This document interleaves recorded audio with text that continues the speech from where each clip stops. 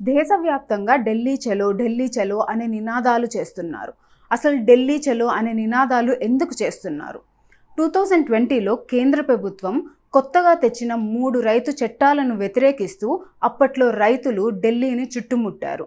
ఇది 2021 డిసెంబర్ వరకు సాగింది. 2021 డిసెంబర్లో మన ప్రధాని నరేంద్ర మోదీ ఆ 3 చట్టాలను రద్దు చేస్తున్నట్టు ప్రకటించారు. 3 कृषि कानूनों को वापस लेने का, रिपील करने का निर्णय लिया है.